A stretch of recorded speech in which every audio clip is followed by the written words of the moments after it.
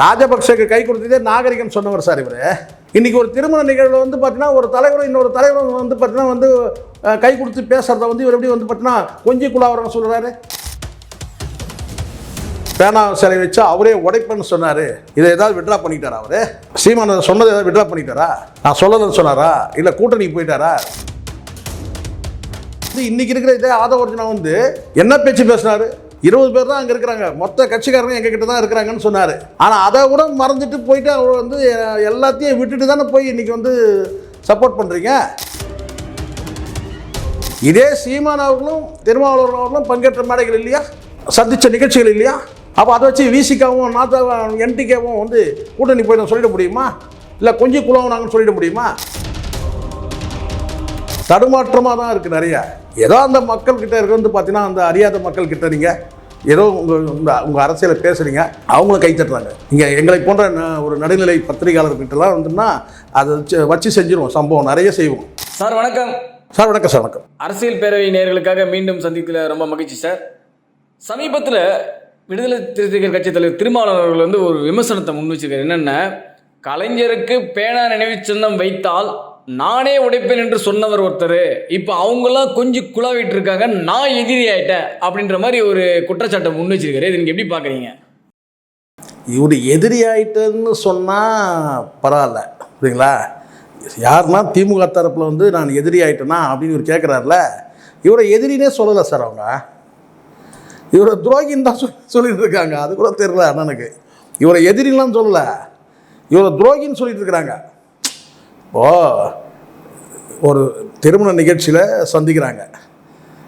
அதே சீமான் அவர்கள் ஒரு மேடையில் என்ன சொல்கிறாருன்னா, ஒரு மேடையில் கருத்து கேட்கிற கூட்டம் அது. அதாவது கலைஞர் அவருக்கு வந்து பேனா சிலை வைக்கிறதுக்கு ஒரு கருத்து கேட்பு கூட்டம் இவர் அழைக்கிறாங்க. அப்போ அவர் தன் கட்சியின் நிலைப்பாட்டை அவர் சொல்கிறாரு.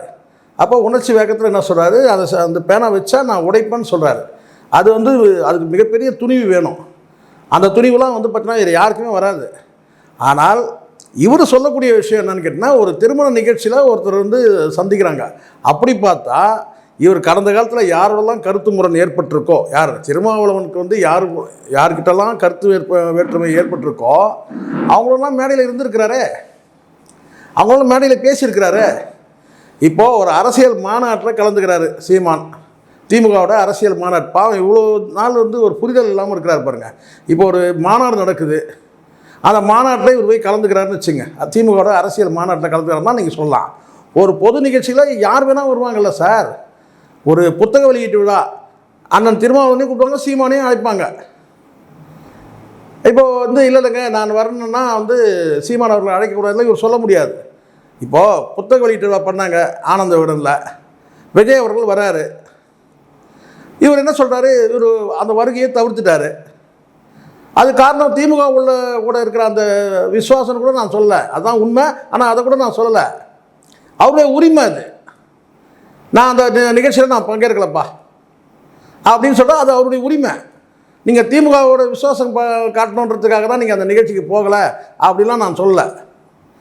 ஆனால் இப்போ நீங்கள் சொல்லக்கூடியது வந்து பார்த்தீங்கன்னா ஒரு பொது நிகழ்ச்சியில், ஒரு பொது நிகழ்ச்சின்றது கூட பார்த்தீங்கன்னா ஒருத்தருடைய தனிப்பட்ட நிகழ்ச்சி கூட சொல்ல முடியாது. பொது நிகழ்ச்சி தாண்டி ஒரு திருமண நிகழ்வு, அந்த திருமண நிகழ்வுக்கு 2 தரப்பையும் அழைக்கிறாங்க. அங்கே ஒருத்தர் முகம் கொடுத்து பேசிக்கிறாங்க, அவ்வளோதானே.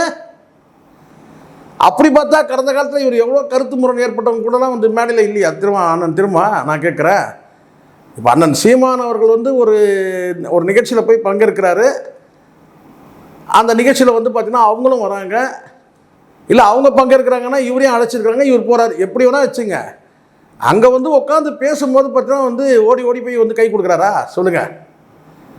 ஓடி போய் வந்து பார்த்தீங்கன்னா வந்து எங்கெல்லாம் வந்து தலைவர்கள் இருக்கிறாங்க, வந்து உதயநிதி எங்கே இருக்கிறாரு, ஸ்டாலின் எங்கே இருக்கிறாரு, ஓடி போய் கை கொடுத்தாரா? அவங்க வந்து இவரை அழைச்சி இவருக்கு கொடுக்குற அந்த மரியாதை அது இவருக்கு வைத்தறிச்சலாக இருக்குதுன்னு நான் நினைக்கிறேன் ஒரு வேளை. ஆனால் திருமாவளவனுக்கு வந்து ஒரு வைத்தறிச்சல் இருக்குது.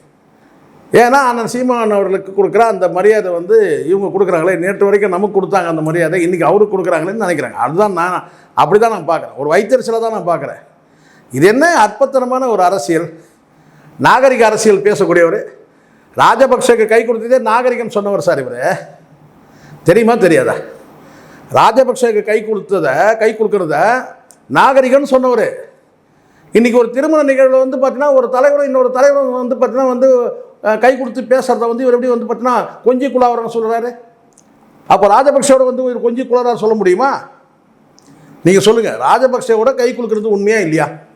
அன்னைக்கு இவர் என்ன சொல்கிறாரு? அது அவை நாகரிகம். அப்போ இது என்ன நாகரிகம்? இதுவும் தானே அவை நாகரிகம்.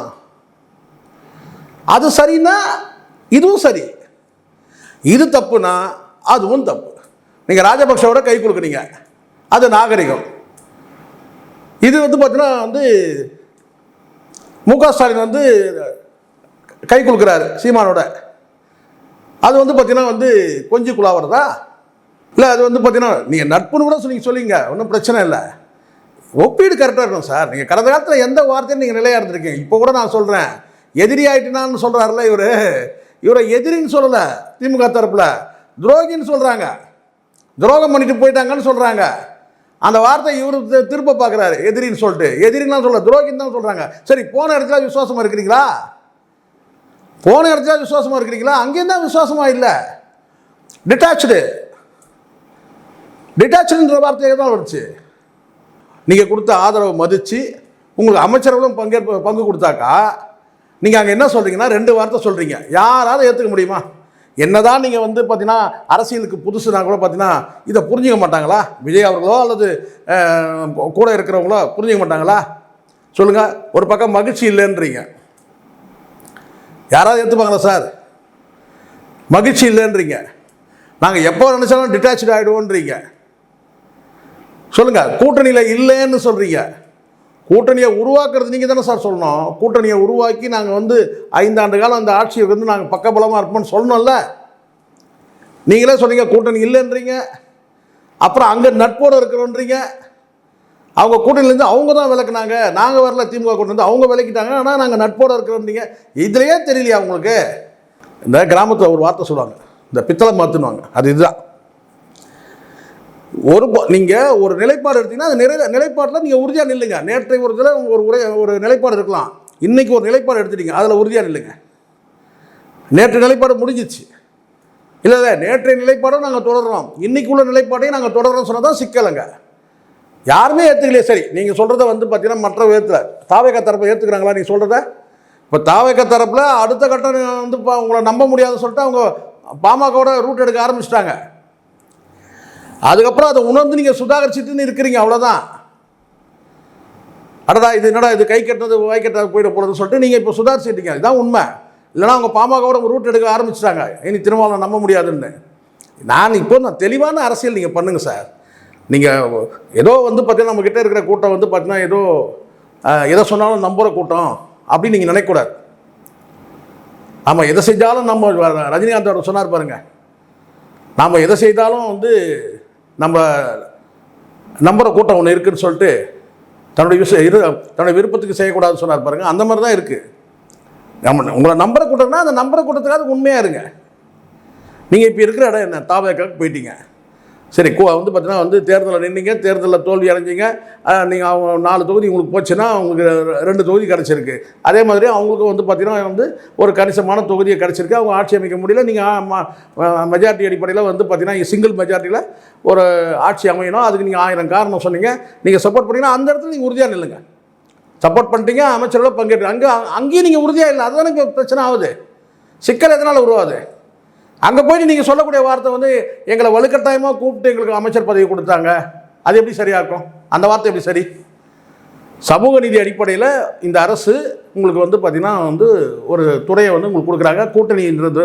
கூட்டணின்றது தேர்தலுக்கு பிறகு ஒரு கூட்டணி அமைச்சாலும் வந்து பார்த்தீங்கன்னா ஆட்சியில் வந்து அதிகாரத்தில் பங்களிக்கணுன்ற அந்த அடிப்படையில் உங்களுக்கு அமைச்சரவையில் இடம் கொடுக்குறாங்க.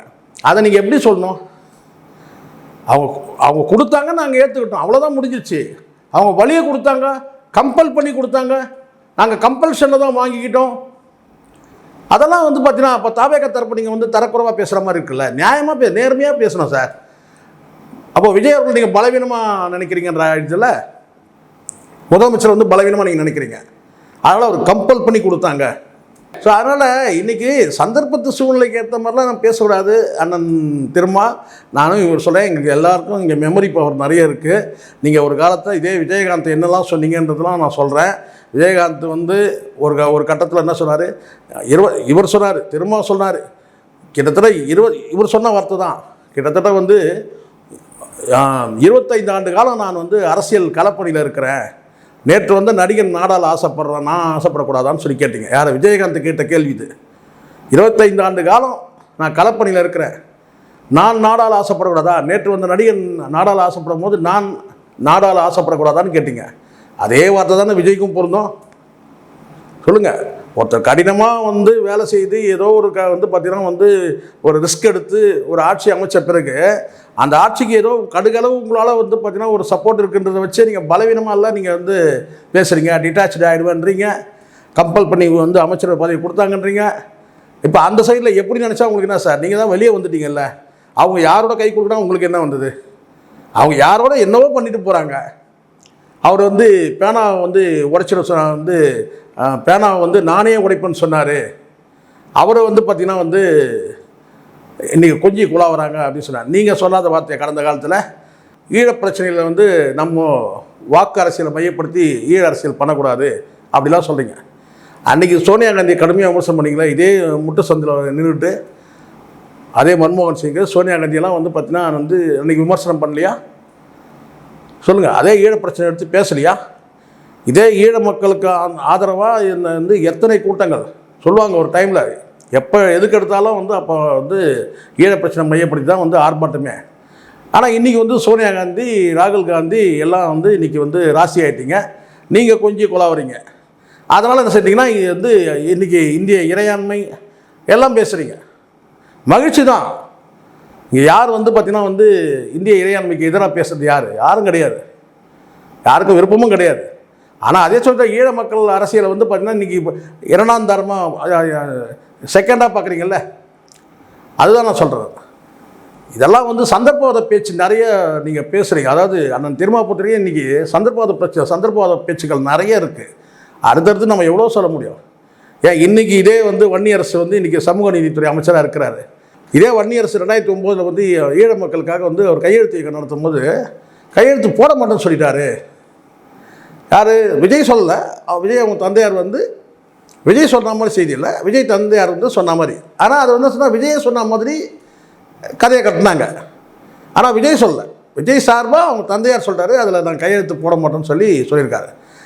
அன்றைக்குள்ள அந்த அரசியல் ஏதோ ஒரு காரணம், ஏன்னா அன்றைக்கி காங்கிரஸ் அரசு இருந்தது மத்தியில், அதனால் கூட இல்லைன்னு சொல்லலாம்.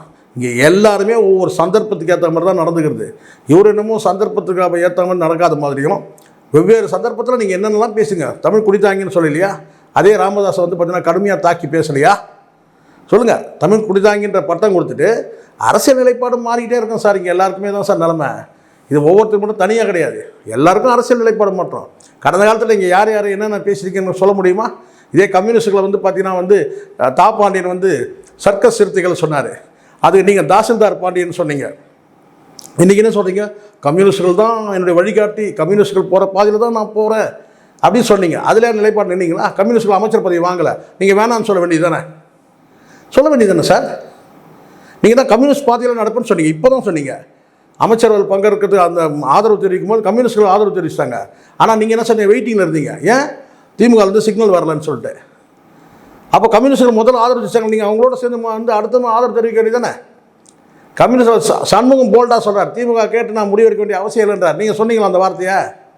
இது எங்கள் கட்சி, எங்கள் சொந்த கட்சி, நாங்கள் எடுப்போம், முடிவெடுப்போம், இன்னொரு கட்சிக்கிட்ட நான் கேட்க வேண்டிய அவசியம் இல்லை, நீங்கள் சொன்னீங்களா? ஆனால் கம்யூனிஸ்ட் லீடர் சொல்கிறார், சண்முகம் சொல்கிறார்.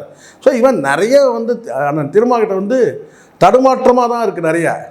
ஏதோ அந்த மக்கள்கிட்ட இருக்க வந்து பார்த்தீங்கன்னா அந்த அறியாத மக்கள்கிட்ட நீங்கள் ஏதோ உங்கள் அரசியலை பேசுகிறீங்க, அவங்களும் கை தட்டுறாங்க.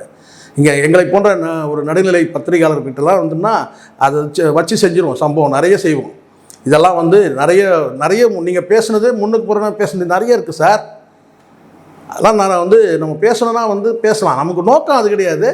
ஆனால் ஒரு திருமண நிகழ்வில் சந்தித்து பேசுனதை வந்து நீங்கள் இவ்வளோ பெருசாக நீங்கள் சொல்ல வேண்டிய அவசியமே இல்லை. ஒரு பேனா சிலை வச்சா அவரே உடைப்பேன்னு சொன்னார், இதை ஏதாவது விட்ரா பண்ணிக்கிட்டார் அவர்? சீமான் சொன்னதை ஏதாவது விட்ரா பண்ணிட்டாரா? நான் சொல்லலைன்னு சொன்னாரா? இல்லை கூட்டணிக்கு போயிட்டாரா? இவங்களுக்கு ஒரு ஆனால் திருமாவுக்கு ஒரு பதட்டம் இருக்குது சார். ஏதாவது ஒரு கேட்டால் கூட்டணி அமைஞ்சிருமோ, ஒரு வேளை நாம் தமிழும் திமுகவும் கூட்டணி அமைஞ்சிருமோன்ற அந்த பதட்டம் இருக்குது அவருக்கு. ஏன்னா சட்டசபையில் வந்து கால் வச்சுட்டா பெரிய அளவில் கட்சி வளர்ந்துடும், நாம் தமிழ் கட்சி வளர்ந்துடும். சீமான் சட்டமன்றத்தில் கால் வச்சா நாம் தமிழ் கட்சி வளர்ந்துடும். அப்போ அதுக்கான எதுவும் வந்து ஒரு வாய்ப்பு எட்டிடக்கூடாதுன்னு நினைக்கிறார், அவ்வளோதான். சார் இப்போ இந்த ஒரு விஷயம் மட்டும் ஞாபகம் வருது. இந்த தேர்தலுக்கு முன்னாடி வந்து திரு ஆதவ அர்ஜுனா அவர்கள் வந்து ஒரு விமர்சனம் வச்சார் இவர் மேலே. உங்களுக்கே தெரியுங்க, விசிகா கட்சியில் பேசலாம். இன்னைக்கு அவங்க கை கொடுக்கறத போய் இந்த ஒரு திருமணத்து நிகழ்ச்சியில் போய் உட்காந்து பேசுறது இவ்வளோ பேசுகிறாரு. கடந்த காலத்தில் இவர் சொல்லலையா வந்து இதே முதலமைச்சரை ஆர்எஸ்எஸ் பெற்றெடுத்த குழந்தைன்னு சொல்லலையா? அதுக்கப்புறம் எனக்கு அந்த டவுட் தீர்ந்துருச்சுன்னு சொல்லலையா? என்ன சார் இது? எவ்வளோ பெரிய குற்றச்சாட்டு! அதுவும் சீமானும் விஜயும் ஆர்எஸ்எஸ் பெற்றெடுத்த குழந்தைகள். அதுதான் சீமான் கேட்டார், இவர் தான் பக்கத்துல இருந்து பிரசவம் பண்ணார் அப்படின்னு கூட சொன்னார். எல்லாம் எதுவும் மறக்கலை. சரி, அது போட்டோம். அதுக்கு பிறகு வந்து பார்த்தீங்கன்னா வந்து இன்றைக்கி இருக்கிற இதே ஆதவ அர்ஜுனா வந்து என்ன பேச்சு பேசினார்? 20 பேர் தான் அங்கே இருக்கிறாங்க, மொத்த கட்சிக்காரங்க எங்ககிட்ட தான் இருக்கிறாங்கன்னு சொன்னார். ஆனால் அதை கூட மறந்துட்டு போயிட்டு அவர் வந்து எல்லாத்தையும் விட்டுட்டு தானே போய் இன்றைக்கி வந்து சப்போர்ட் பண்ணுறீங்க. சொல்லுங்கள், சரி சப்போர்ட் பண்ணுறீங்க, பண்ணுங்க, மகிழ்ச்சி. ஆனால் அங்கேயாவது நிலையாக இருங்க.